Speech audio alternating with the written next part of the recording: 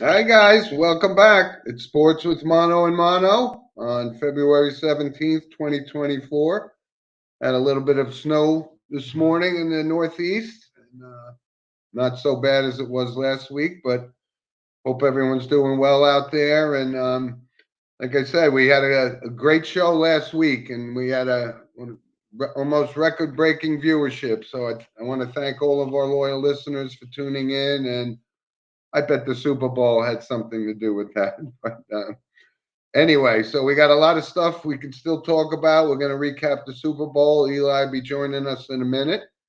But of course, we start our weekly show with our monologue and going to jump right into it. So, when we talk about and things like that, I'm going to single out my grandson whose 10th birthday is today. And these are the young athletes of tomorrow, right? The young Patrick Mahomes and all those kind of things. So when you're driving around in the spring breaks, you see kids playing sports. These are the future stars of tomorrow, and that's what we need. Because nobody can play forever, but I've enjoyed watching my grandson grow up and take to sports just like his uncle, Uncle Steve, and his grandfather, because that's what we did. We played sports all winter, played basketball, and then when baseball season came, we played that, and then of course we played football. So, I mean, this is what gives Eli and I the forum to talk about stuff for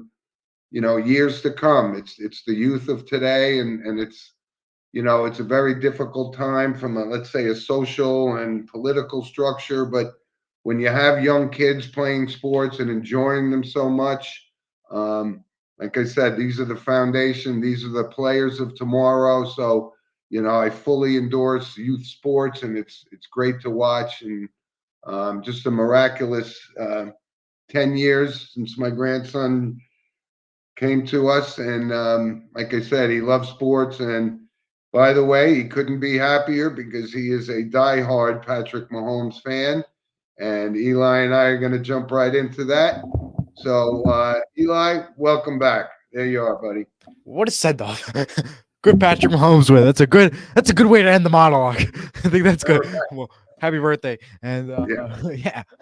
Wow. Good Logan ending. Miller. That's right. 10 years old. So, anyway, Good ending. so let's jump right into it. We watched a pretty good football game last week, and for the record, both Eli and I had Patrick Mahomes because I think both of us had learned our lesson. I think we learned Especially our if lesson from day one. right, but when Patrick Mahomes is an underdog, he doesn't like that, and he plays up to his potential. And Oh, he does. even when he's not a favorite in the Super Bowl, he He just really still puts steps up on up. And top. it was, a lot of people got, yeah, but we got some feedback from a lot of people, and it seemed like, a lot of people thought the first half wasn't all that exciting and so Right. It forth, was but not. there were key plays, right? Right. And I'll make the start with the statement first. I mean, you look at it, yes, it was a very boring first half. The scoring was not exactly the greatest as you wanted to end the half. It was, I believe, 10-3 at the end of the half, 10-6, something like that. It was like a boring half, Yeah. just to say the least. But the matter of scoring plays, like you had Butker with the 57-yard kick, making history. But before that, Moody from the 49ers makes Super Bowl history, a 55-yard kick. Those key little things, they go a long way. Obviously, you could say championship is very important, but they just set the record, both of them, in one night. And that never happened. You go from one record to another. That was pretty huge. It was a very boring first half. It was not that exciting. However, you could say offense was not good in that first half. Fumbles all around. You had the 49ers fumble in their own. They're right there next to the end zone. And you were like ready to pull your hair out at one point because, Yeah. simple plays. The Chiefs, same thing. And silly plays cost the game pretty much. Yeah, and when you look at it, you brought up a great point. I mean, these field goal kickers were amazing in that game, and but what ends up almost, I'm not saying deciding the game, but it changes the course when you get a missed extra point. It kind of changes the whole dynamic of the game, And it did. decision making, all those kind of things come into play. It absolutely did. And honestly, with that kick missed by the San Francisco side, it was a blocked point by Kansas City. It was perfectly fine, I thought, the kick, but of course, when you have Kansas City there, Kansas City's Kansas City. They play the way they play. But Yep. but you could also make a statement that we're shocked to see Travis Kelce still there at the first half. Obviously, we saw what he did with Andy Reid pushing him around at the first half. Obviously, I believe it's his emotions getting to him. And, obviously Andy Reid's okay with it. Obviously, you're down in the Super Bowl by 10. It's kind of embarrassing. But the emotion should have not happened. Not should have been there. But what are your thoughts on the whole Travis Kelce thing? Do you think he should have stayed? Yeah, well, I do have some thoughts on this, and it seemed to me to be completely out of character. But that's just the passion of playing in the Right. Super Bowl and his burning desire to win this game. Him and Andy Reid are very close, and yes, he lost control of himself for a moment, and Andy Reid can understand that. And what happens? Travis Kelce comes out, has a monster second half, and was a Absolutely. key part of the game, and the victory for them. And but I think overall, we saw the best two teams playing in that Super Bowl, and both you and I took the Chiefs, but we both said that the talent level on San Francisco is It's up phenomenal. there, But right? now And so neither one of us would have been surprised if the 49ers did win would the have won Super either. Bowl. Yeah, right. Yeah, I mean, to go to the second half starts, it was a pretty good second half. Obviously, the Chiefs took the lead, but now you head to overtime. I'll go to overtime for a second before we go to the whole after party celebration, all that fun stuff. You go to overtime. Well, I'm confused. Why didn't San Francisco know about the rules if it's been there for 2 years? Can someone explain that one to me? I was shocked when they said that in the media. I mean, 2 years it's been in place. You didn't know that? And I believe the rules are fair in overtime. I didn't see any problems with it. Do you see any problems, Jim, with the overtime? Like, Well, I mean, yeah, this was a little head scratching for me as well. That not only did it seem like Shanahan didn't understand the rules, so in overtime, I think the gist of the overtime rule, right, was obviously to give each team a a possession. shot, a possession, right, and yet, so the team that gets the ball first somehow becomes at a disadvantage because if they go down and they don't score or they score a field goal or whatever, The other team can still win. Kansas City gets the ball back, and I think the whole gist of it is that now they know that they have to go for it on every fourth down on that opening Absolutely. drive. And Now, I think that's you, but you're right. I mean, even the guy McCall Herdman, who caught the touchdown pass, he didn't even know that won the game. So, Yeah. they need to be a little bit more educated on the rules. But I think it was great that they each did get the ball. But there is a little dynamic from strategy perspective that it really didn't seem like people know, and everybody picked up on it, and yeah. it ended up being, Before, advantageous for Patrick Mahomes and the Chiefs. before I get to my next point, we have a comment from Eric. When does it reach the point of saturation with Travis Kelce?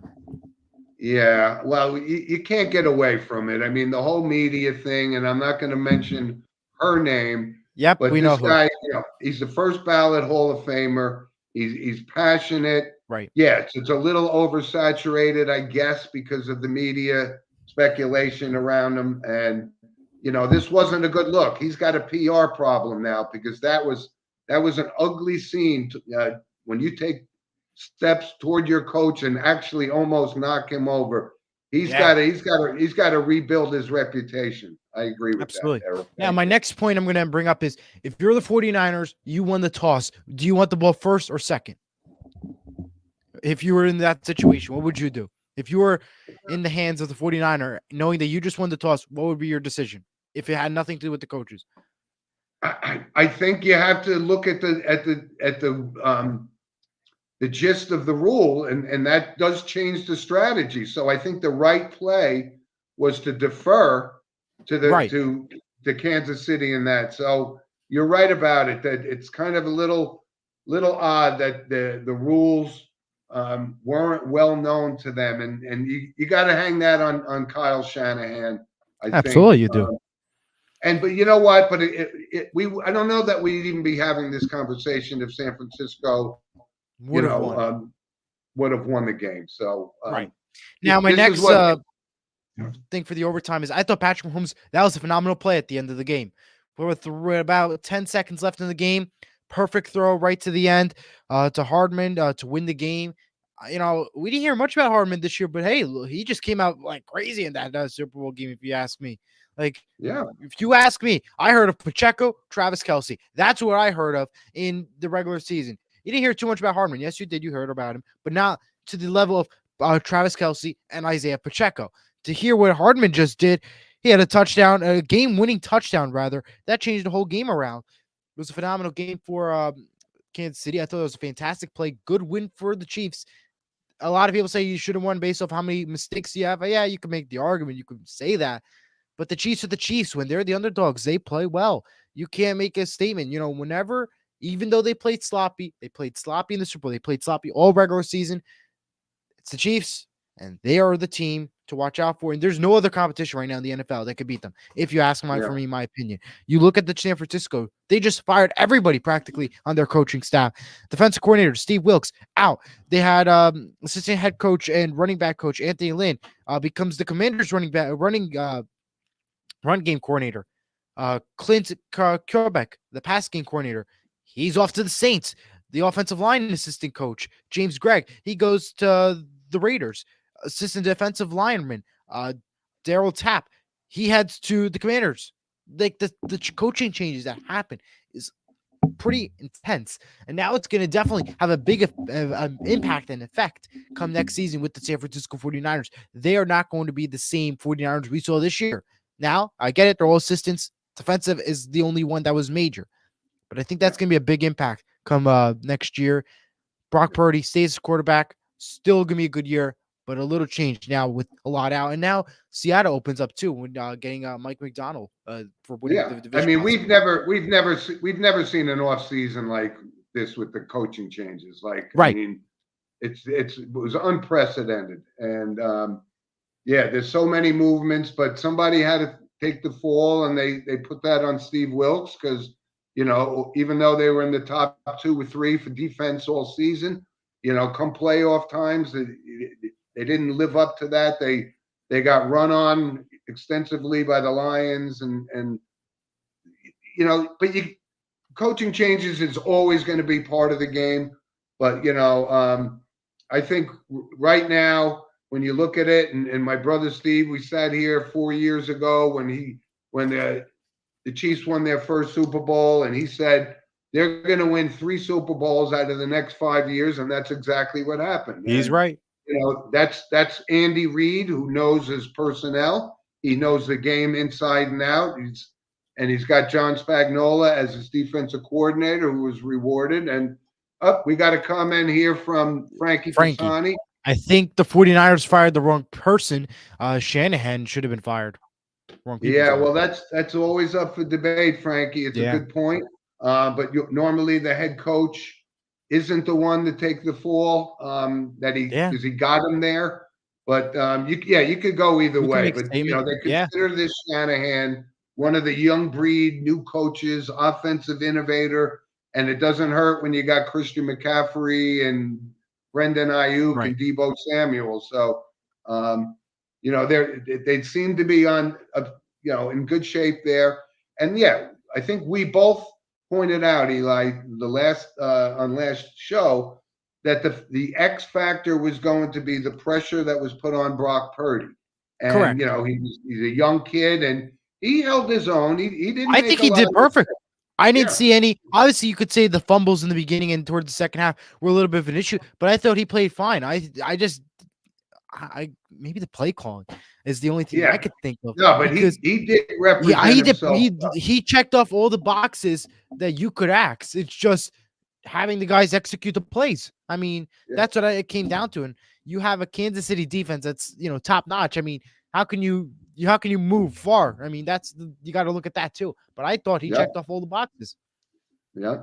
That's a good observation, though, Frankie. Thank you. So Yes, listen, sir. now we all got to sit back and we have to deal with the fact that we're going to hear nothing um, about except for the draft for the next 2 months, and how Yeah. this is going to affect teams. And, like I said, I think the Chicago Bears have, the whole draft structure in their vision, because depending on who they select, and obviously everyone thinks Caleb Williams would be the number one guy, but they Yeah. haven't moved Justin Fields. Apparently, they think he's still Yeah. worthy enough. And what could happen if they decide that Justin Fields is the guy who'll develop just like C.J. Stroud has, Yeah. and they draft Marvin Harrison, obviously the best wide receiver in the draft. That's going to change the whole dynamic of the draft. And Absolutely. we're going to talk about that as it comes, but it's just going to be speculation from this Here point on until out. draft day. And Now, of course, we'll do a draft show before, when we get yeah, close, for sure. yeah, absolutely. Well, did you have a favorite commercial of the day, the Super Bowl? Just for fun. I gotta say, no, I really don't take much credence in the commercials. I know they're worth $7 million and whatever, but Yeah. like I said, for commercials and marketing, for me, it never really matters. I'm not going to run out of the house at halftime and buy Doritos or something because somebody plugged them. I thought it was But hilarious. obviously, you have one. What was yours? I thought it was hilarious. The Gronk missed the kick for the second straight year in the FanDuel Kick of Destiny. I thought that was hilarious to watch, knowing that he said, "Oh yeah, I'll make it," and it wasn't even close this year. It was wide right, as Jim Nance puts it. Best. Wide right. The kick. It was it's just hilarious. I will say this though. I think maybe the Dunkin' Donuts commercial with Affleck and Damon was pretty good. That was good. Pretty good. And my last one, quick for the Super Bowl before you get off of it. Two notes. 49ers linebacker Greenlaw suffered an Achilles injury after jumping off the sideline. You got any notes to that one? No, that's just how it is. When your Achilles is going to pull or tear, it's going to happen. He was just running onto the field. That's all he was doing, and that had a big impact, by the way. Hey, always usually did. Coming again for Frankie. So Frankie, we got another comment. What did you think about the ESPN reporters saying the Giants should take Jones for Watson? I don't know. I make the trade in a heartbeat. There is no way on God's green earth that is going to happen. So I still think the Giants, depending, like I said, on the Chicago Bears, I'm not going to be surprised if they take a quarterback for sure. But we are not going to trade Daniel Jones. We're going to have to eat the $40 million if he doesn't come through this year. But not for Deshaun Watson. That is just not going to happen. No. They'll stick with Tommy. And I know this is coming from our loyal listener, Frankie, who he despises Daniel Jones being the quarterback of his favorite team. And I get that. He hasn't lived up to the potential that we saw last year by winning a playoff game. But I still have hope for him. He's still going to be the starting quarterback, at least for this year. Would you take Tommy DeVito over Watson? Maybe if his mother invites us over for chicken cutlets, maybe we'll give it a thought. Anyway, so good stuff, Eli. I'll give two more notes real quick before we move off of NFL real quick. Raiders Jimmy Garoppolo is suspended 2 games after violating the NFL's performance-enhancing substances policy after taking medication. So he'll be missing 2 games with the Raiders come next season. So I don't know how that guy has a job. I don't know how he has a job. Geno Smith remains the Seahawks quarterback, collecting his $12 million bonus yesterday. Yeah, pretty good. Honestly, give Seahawks Geno Smith another chance. Obviously new head coaches, new coaching staff all around. Maybe this is the right time. Keep him 1 year. If it doesn't pay out, time to go. And this year with all the 49er coaching changes, could pay off maybe. And this year's Super Bowl is the most watched Super Bowl in history with 123 million views. It's pretty incredible. CBS led, obviously, they had the Nickelodeon game, which was a pretty good call there by Noah Eagle at the end. Pretty good Super Bowl, and that's NFL. See you next year. See you in 200-something days, right? How much do we got? Right, we're already doing the countdown to Yeah, opening I gotta get a day. chart behind me later for next week. For how many Yeah. days until the to the next NFL start date? All right. So what happens when the Super Bowl ends? That means pitchers and catchers report. So let's move on to the major leagues for a moment, Yep. right?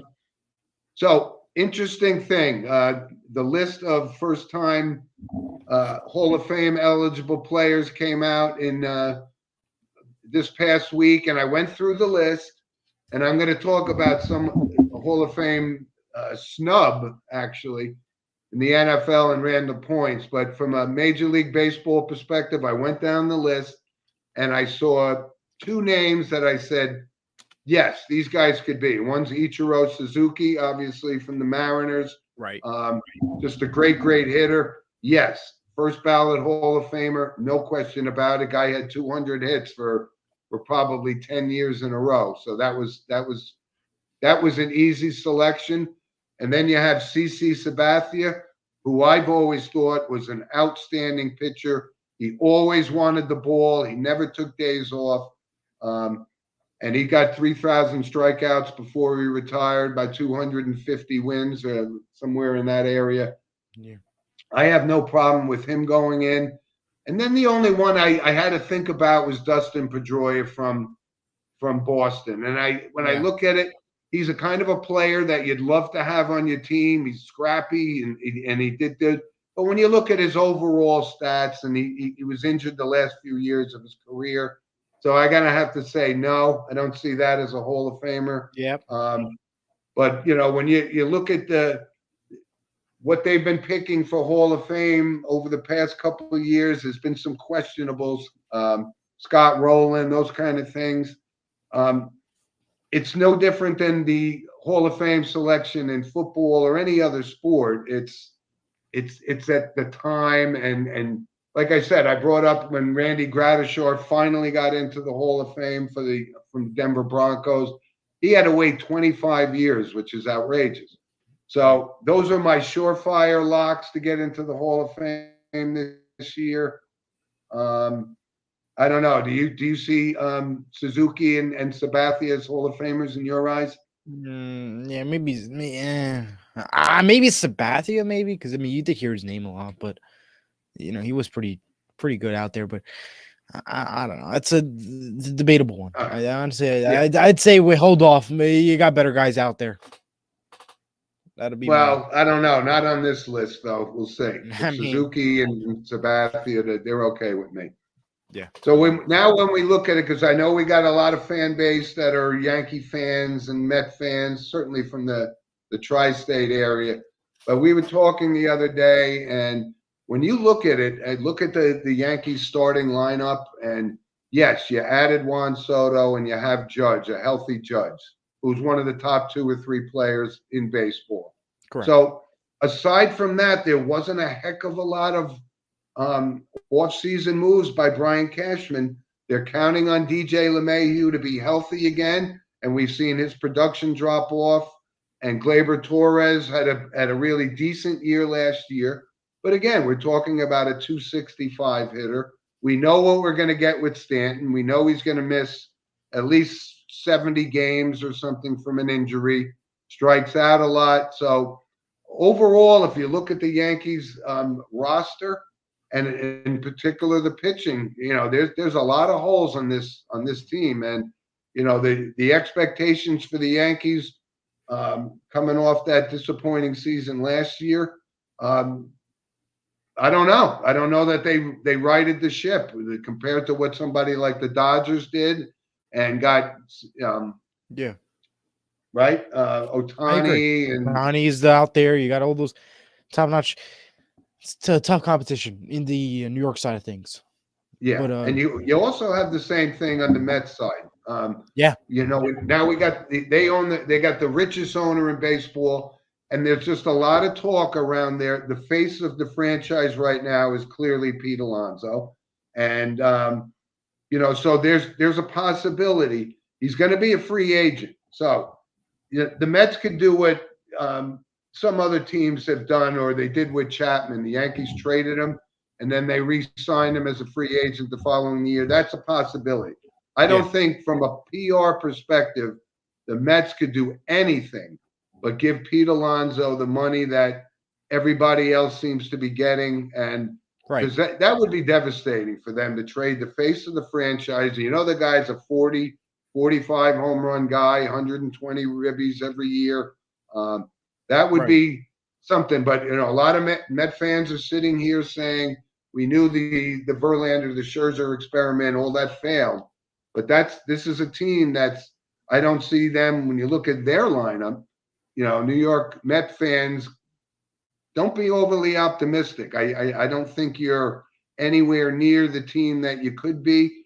Um, but this is the Yankees and this is the Mets. And when you look at the Dodgers, they have what you would call an all-star team lineup, Right. you know, day in and day out. So, but however, that doesn't guarantee anything, right? Because you look at the Dodgers over the past few years, uh, they should have more World Series rings than they do. So Yeah. it doesn't guarantee anything. So, Absolutely. um, but baseball pitchers and catchers reported this week, which is always the first sign of spring, Yes, indeed. and that baseball's coming. Um, Absolutely. And there's more sports than baseball. That's how I look at it. Baseball's coming. oh It's a no, no long question year. about it. Opening day and opening week is exciting, but then after you're sitting there waiting and just thinking about what about football and other sports. That's why I look at it. I mean, obviously you talk about the baseball, but still, I just yeah. No question.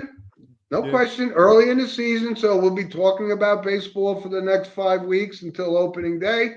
And but in the Yeah. meantime, the NHL, and I know you have a game to attend. Yes, I I know do. you have this stadium series going on at MetLife Stadium in New Jersey, Yes, which indeed. is this is great. I looked at saw the venue on TV. I know you're going to the game Yep. tonight, being a Devils fan, Yes, I am. and tomorrow the Rangers play the Islanders. Yeah. So you know you're going to get 80,000 people at these games, and Yes, it is. The NHL is expecting over 140,000 fans to attend between the next 2 days. right, And obviously, the that's first few rows are closed off because of the hockey rink and the whole park setup they have. But it'll be good. And you're gonna get tonight. I would not be surprised you get more than hockey fans there because you got the Jonas Brothers performing for an hour at MetLife Stadium. They start at okay. 6:30 performances in their concert series inside the stadium. So you're gonna Yeah, get just not just hockey fans. You're gonna get Jonas Brothers people. It's a cheap ticket compared to a typical Jonas Brothers concert ticket. So that's just my little take. You're gonna get more than well, just that. no, and it's a great take, Eli, because you and I have talked about this. That I think over the past few seasons, the NHL has been doing an outstanding job with the marketing and so forth, and Absolutely. Now the expanding. viewership is a different story, but what they've been doing to play outside is fantastic. You look at that set, the stadium setup. Yeah, it's a park theme, perfect to represent the Garden State. You have an amphitheater to represent the Jonas Brothers concert, obviously, and the theaters around our New Jersey area. The logo's great, everything's great, and what makes this game so significant is this is the first game back in the Meadowlands for the Devils since 2007. Remember, they played in the ISOT Center where American Dream is. Right across the street was the old ISOT Center. That's where the Devils once played. That's where they won 3 hard championships there. So you got to just remember that, folks, that this is like a reunion game. Yeah, Obviously, for the players, they're not going to know the original stomping grounds of the Devils. They're not going to go back to the history. But you got to remember, as if you're fans, that this is a home game, a true home game, even though you obviously in New Jersey, it's home. But this is originally your home, but across the street it was. You got to look at that. yeah, I know. But this is it's exciting because you're seeing guys, the superstars, right? Sidney Crosby's having a great year, and even Oh he's been yeah, in this league for probably 18 years. But you got guys like Austin Matthews that have 40 goals already, and Connor McDavid got off to a slow start, missed a few games, had a 6 assist game the other night. So absolutely, huge night. hockey hockey to me is just I don't understand why it doesn't get more popularity and stuff, I but never understood either. It never beats the NBA. Never understood why. It's a fantastic sport. Everything you could ask for is there, and they're really trying. As remember last year, Jim, they did the Big City Greens Classic. They're doing it again this year. It'll be on the NHL ESPN. But this time, joining Drew Carter and Kevin Weeks is our pal Arda Ocal. He will be joining as a quote unquote sideline reporter for the Big City Greens Classic. It'll be on March 9th at 3 p.m. on Disney Channel, Disney XD, Disney Plus, and ESPN Plus.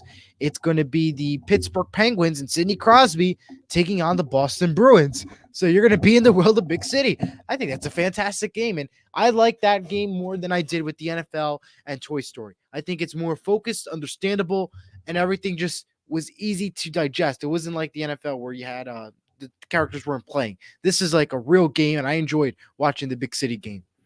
Yeah, we got to get Arda back on the show because the last time he was on, it was awesome. And I think he's right now in East Rutherford because they're on campus for the reports for ABC Hockey Saturday. So as the hockey season progresses, we'll get Arda back on the show and give us kind of a playoff preview when it comes to it, right? Absolutely. So when I also think when you look at the clock and the calendar and the NFL season comes to a close, that's when times like the NCAA tournament fervor, starts to heat up, and you see number ones get knocked off left and right. And North Carolina, they were rolling. Then they lose 3 out of 5 games. So that's college basketball for you. But I get very, very excited as we start once to March Madness kicks into gear. It's a whole new sport, basically, because the amount of upsets, the amount of excitement that is played in college basketball, it's like March Madness is its own sport, pretty much. It's not like college basketball in the regular season. March Madness is its own thing. It's like its own mini sport, and it's such a great event that I enjoy watching. Like anybody could say, March Madness. Once football ends, March Madness. That's the highlight. That's what you have to look at. And I'm actually going to go see the Providence Flyers in a Big East game tonight against DePaul, which is not such a great matchup because DePaul's not having a good season. But this is the start. And Providence and Kim English has done a great job keeping them in the mix. They got off to a slow start. They don't have a lot of big guys on the team, but he's got them playing well. And you never know because, this is part of college basketball, the conference tournaments. And when you get to the Big East tournament, which is always exciting, sells out at Madison Square Garden. And, teams can get in by winning their conference champions. Other teams get in with automatic bids by winning the season, not even so much the tournament. So it's wide open. Kind of hopeful for my Niagara Purple Eagles, but I don't think that's going to happen this year. That's part of the getting back into the sports theme. And we've been talking about the NFL for 8 weeks extensively, and now there's other sports going on, and NCAA college basketball is one of them. So now the NBA. Okay, I'll turn the NBA over to you because this isn't my favorite. It's All-Star Weekend. It's All-Star Weekend. It continues tonight and tomorrow on TNT. Last night they had the celebrity game. Michael Parsons did pretty good. He had 37 points. He took home game MVP. Team Shannon beat us Stephen A. 191 was the final score there. But hey, look at C.J. Stroud. He's multi-talented. He got 30 points last night. He had a pretty good night. He was a team player. You heard a lot of him mic'd up. It was pretty cool there. Some other news to look at for the NBA. Shaq's jersey is forever retired in Orlando Magic. I know it's a debatable topic, but well-deserved for Shaq. Get another jersey retired, but yeah. Atlanta Hawks Trae Young. There. I know. Atlanta Hawks Trae Young has been fined $35,000 for inappropriate, unprofessional gestures towards game officials. That happened a few weeks ago, and so he was fined there. Clippers PJ Tucker was fined $75,000 for public comments reported during the week of the game February 5th, according to the NBA. If you think NFL's bad with fines, think again. NFL is just the NBA. If you think NFL's bad, NBA is just as worse when it comes to fines. Let's just put it at that. And Charlotte Hornets president of basketball operations, Mitch Kubicek, is stepping down as organization advisor and header. So that is some news there. And Minnesota's up top with Boston at the number 1 spot in the NBA charts at Western and Eastern number one. Yeah. Yep. All right, random points. All right. So here also when I start seeing the end of the NFL season, that starts to ramp up for me, the PGA golf season, and it's underway. Like I said, it got rained out the first time in how many years I could ever remember Pebble Beach getting rained out on the final Sunday. But they're at Riviera Country Club this year, and the big news was that Tiger Woods was playing in the Genesis Open, and you could tell. I mean, I think he's battling. You know, he's such a physical specimen, but his body seems to not cooperating with him. So he ends up withdrawing from this tournament, and that opens up speculation. You know, is it the leg that's hurting his back? Is it the whatever's causing it? He's 48 years old, but he still is the biggest draw in golf. And I think about this. We're about No question. less than 7 weeks away from the Masters, which is, you know, obviously the preeminent golf tournament in the U.S. next to the U.S. Open. So I look for this, and there was a strange thing yesterday at the Genesis as well. Jordan Spieth inadvertently marked the wrong score down on one hole and got disqualified from the tournament. Whoa. Like, wow. Whose job is that? That's the caddy's job, I think, right? Well, Jim, that position's now open if you want to fill it up. Yeah, I bet it is. I bet it is. Right. Sports Mono on the road, folks, at the golf events. Yeah, we got it. Yep. You have to keep quiet Eli, while the hole's happening. Yeah. Good stuff. So I got some random points of interest that I wanted to bring up, and that of course is sponsored by Lynch Toyota of Manchester, Connecticut, and like I said, it's a supporter of our show since day one. We love it. Couple of little things. You got to give a shout out when we were talking about college basketball. We got to go to the women's side, and Caitlin Clark breaks the all-time women's scoring record in an incredibly dramatic fashion. Right, hits this incredible 3-pointer to break the record. So she takes over from Kelsey Plum and this kid she's some basketball player. She really is. Yeah. No question. I don't know how Gino Oriyama let her get away and end up going there instead of Connecticut. But when you think of sports, you think of those little moments, and that is key, crucial, and what a moment! What a way to celebrate, I guess you could say. Yep. Another one, and I brought this up a little earlier about one of the Hall of Fame snubs for the NFL, and I had no problem. Well, I had a problem with a couple of them getting in, but the one guy that I thought was on that list was a surefire Hall of Fame. One of the best tight ends ever was Antonio Gates, and he doesn't get in. And guys like Steve McMichael and Andre Johnson get in, and not Antonio Gates.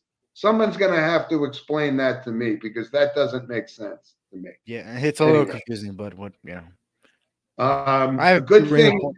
When you're done. Yeah, there was a random point that I had brought up. Remember, Eli, I think 2 weeks ago when these idiots stole the Jackie Robinson statue from a minor league baseball facility. Well, they caught those animals, and I'm glad they did, and I hope they prosecute them to the greatest extent of the law, because that was just a terrible, terrible thing to do. And they got the guys, which they always seem to do. So I'm sure there'll be contributions because that statue will be recreated and put back in its right position. But, unbelievable that people would even do that. But I'm so glad that they got caught. That's what I felt about the Kansas City shooting at the Super Bowl party. My thoughts and prayers, obviously, because that's another argument that I have, but not worth mentioning it right now because it's not worth to get angry on a Saturday.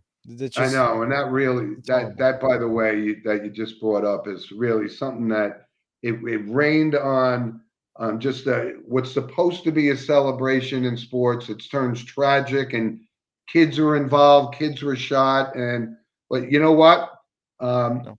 Kansas City will recover from this, and when you see guys like Mahomes and Kelsey go visit each and every one of those kids. That's what the character of Patrick Absolutely. Mahomes is all 100%. about. But our thoughts and prayers go out to all the families that were affected by this senseless, silly thing during a celebration. And one person lost their life, and other kids, this is going to be a traumatic thing for them for the rest of their lives. That's not No what question. sports is supposed to be about. Period. Absolutely. And I one have other a note I saw. okay. A retirement from Corey Kluber, who I looked at his numbers. He's a two-time Cy Young Award winner, but hasn't been the same. Injuries take their toll on pitchers, but he pitched 13 years in the league, two Cy Youngs. He was a pretty good pitcher in his day. Not Hall of Fame worthy type player, but he really did. And Yankees had him for a cup of coffee, and it didn't work out. But he had a good career, 13 Yeah. years. All right, I have a few random points I'll bring up real quick. Uh, we talked about last week how ESPN, Disney, was merging with Warner Brothers, Max, and Fox Sports. Well, now there's new talks. Paramount Plus, CBS is now in talks with merging with Peacock, NBC. They will be making another big competition to already what is happening with ESPN, Warner Brothers, and Fox Sports. So Yeah. that is going to be another competition. Again, this is all rumors. Nothing is official yet. Obviously, they're working on becoming a new merge. That'll be huge and game changer for sports and everything in general, because this is changing now. We're getting less and less streaming services, which is a good thing, but now it's becoming a competition between media companies. So that is the other issue. So that's just a debate at this point. Yeah, and The that's it. All that's doing, Eli, is setting the stage for you're going to have to pay for every NFL playoff game and Super Bowls yeah, going forward. the Royals have now unveiled plans for a new stadium in Kansas City. Obviously, they talked about Kansas City changes and stuff, and they will be getting a new stadium in Kansas City. Date information has not been announced, but they're working on getting a new one. Yeah, JJ Redick joins Mike Breen and Doris Brooke as the NBA, ABC, ESPN new commentator. He'll be joining the final broadcast team after some coaching, after new coach in Boston, the changes in the whole group. And FDU Long Island game was late on Thursday. Well, because FDU got stuck in an elevator. They didn't decide to take the I know. stairs. I saw that. Yeah. Yeah. Folks, take the stairs. That's the message, folks. Take the stairs. All You're right. basketball players. You're running. Take the stairs. Either way, FDU did take the victory after the elevator stuck motion 84-82. But the Uh-huh. message, folks, take the stairs. That's the message. That's the Okay. complete message. There you go. All right, Random Eli. points, So folks. thanks for that. Great. So we got other stuff. So of course, we do our movie recommendation, of Yep. course, this week, and I can't believe I haven't brought it up because it's one of my favorite comedies of all time. It's Arthur with Dudley Moore. And Okay. not Arthur with who was the other guy they did, Russell Brand or something, which All was right. horrible. But Arthur, the original Arthur with Dudley Moore, is great. It's funny. And they did a sequel. They did an Arthur 2. Wasn't as good. Still good lines in it from Dudley Moore. But I could highly recommend watching Arthur as one of my All right. movie recommendations for the week, right? That's good. And Eli, I just want to see if you could post that little picture Yes. that I had sent this morning because, like I said, it's Logan James Miller's 10th birthday. Hard to believe, but there he is. And he's got a basketball game today. So good luck, Wow. buddy. Good luck. Yeah, he's something else. Yeah. Happy birthday. Yes. So, Eli, we move into some notable passings, and Yeah. last week was I kind of overlooked a couple that were kind of notable. Certainly, one from the world of entertainment, and that was Toby Keith, the country music Yep. star, who passed away at 64, battled cancer, and so forth. But he was a legitimate country star, always a good guy, does a lot of community service, very patriotic. That was a big loss for the music business. And one other person that I neglected to mention, and regretfully so, was Robert Beckwith, who was 91. And most people would know he was the face of the NYPD and New York City Fire Department. He was there when President Bush was there at Ground Zero. He was the guy Yeah. standing right next to him, and he was 91 years old. But that's a picture that is embedded in everybody's mind from one of the, if not the most tragic day in the history of this country. Pearl Harbor being the other one, just a Right. tragic loss of life. But he lived another 20 some odd years, and he's 91. He was 91, and like I said, we go out. We on this show we respect soldiers and Absolutely. fire and Especially on this policemen and President's Day all weekend. that. Yep. It's an American holiday that we all honor. Yep. And also, this was an interesting one because it's just happened. Kelvin Kipton. And Kelvin Kipton just broke the world marathon record not too long ago. Wow. Dies in a car crash in his country. 24 years old. I mean, it's crazy. Wow. So that's an athlete, and I know a lot of friends and guys that are members of Roadrunner clubs, and they're really into running. And this guy set the standard, which may or may not ever be broken. So that was a big loss for the Roadrunners. And there was one notable passings this week that I had was William Bill Post. He was the inventor of Pop-Tarts.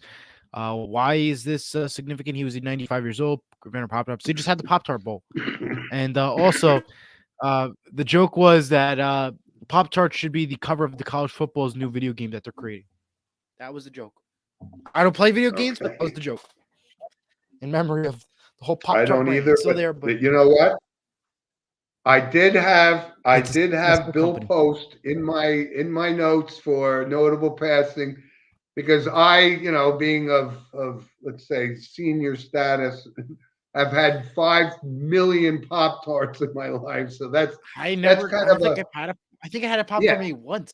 I don't even know if I had it. Like, oh my God, I've had so many of them. But and pun intended, Pop Tarts were part of pop culture, so that was a big loss. Yeah. And one other one from the world of sports, and this is a guy that I remember playing. He was on the Big Red Machine. He won 4 consecutive World Series, 2 with the Reds in 75 and 76. And he was also a member of the New York Yankees, signed as a free agent after the 76 season, and won a championship with the 77 and 78 Yankees. Don Gullett was a great pitcher, 73 years old. But how about that? Winning 4 World Series titles in a row. It's pretty good. It's huge. Yeah. And one other note, it's kind of obviously not sports related, but we see what's going on in the world going with the war in the Ukraine and so forth. And, Alexander Navalny, who was kind of the poster boy for protesting against Putin and the way that he was running. They tried to poison the guy. He ends up getting sentenced and he died in jail yesterday at 47 years old. And, that's a guy that tried to make things good in the world. So we can sit here and we can talk about sports and so forth. So that's kind of a tragic loss from a political side of the house. And, like I said, that's why when we talked about the monologue and youth sports and, we live and die for this stuff, but there are people around that try to make an impact in order for us to enjoy sports. And he was certainly, just a guy that had nothing but good things to do in the world, and unfortunately he passed away. So absolutely, thoughts and prayers. So, all right, Eli. So we have to figure out. We have to get over our no more footballs hangover. I know. Right? You got to talk about Jersey Devils. Go Devils tonight with the Stadium Series. I noticed it as soon as we went on before the show. That's a nice throwback jersey. Third jersey, yes, it is. Right? Cannot wait. Go Devils. Are they wearing that jersey tonight? No, they have a different jersey. They came out with all the teams that play this weekend have new jerseys. Okay. The Stadium Series jersey. Looks good. See if I get it. Go Devils anyway. I like it. Yeah, I like this jersey, but they won't be wearing it tonight. All right. Well, you better wear some earmuffs because it's going to be cold in MetLife Stadium tonight. Oh, I know. I got it ready to go. It's gonna be like I'm going to Alaska, but or Antarctica, but it'll be fun though. Go Devils. Well, you and your dad enjoy the game, and tomorrow the Rangers play the Islanders in the same venue, which Go should be Islanders. exciting to watch. So, Eli, listen,